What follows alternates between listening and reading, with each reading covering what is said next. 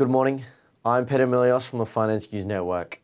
The S&P 500 and Nasdaq Composite slumped Friday for a fourth straight session and notched their worst week since March, as traders seem to book profits following the latest corporate earnings releases and US jobs data. The S&P 500 shed 0.53%, while the Nasdaq Composite dipped 0.36%. The Dow Jones Industrial Average lost 0.43%. All the major indexes reversed earlier gains during afternoon trading and finished the week with losses.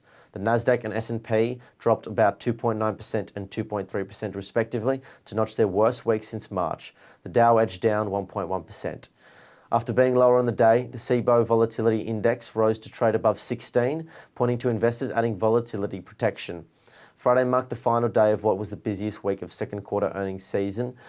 Amazon jumped 8.3% to its highest level in nearly a year after trouncing expectations on profit and offering positive guidance. Apple lost 4.8% after reporting lower revenue than the year-ago quarter. Both tech giants reported results late Thursday. In a sign of the boom in travel and services demand, Booking Holdings gained 7.9% on stronger-than-expected results.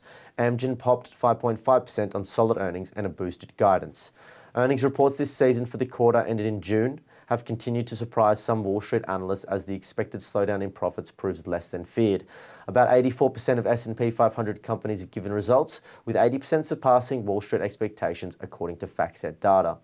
Moving on, investors have received clues on the labour market from Friday's payrolls report, showing 187,000 jobs added in July, below the expected 200,000, but with the average hourly wages surpassing expectations and pointing toward more inflation. While Wall Street expects the Federal Reserve to maintain steady rates in September, this week's consumer price report for July could have a more significant impact on rate expectations.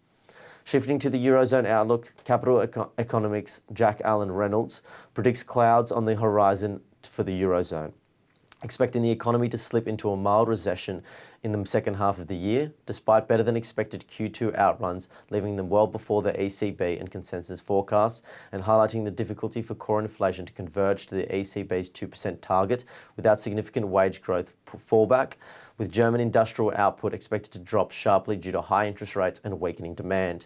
The 10-year Treasury yield also pulled back from a multi-month high to 4.04%. Its rise in recent sessions had pressured risk assets. Overall, most US sectors closed lower on Friday. Consumer discretionary was the best performer, whilst tech was the worst. The SPY futures are pointing to a 0.2% fall. Thank you for listening.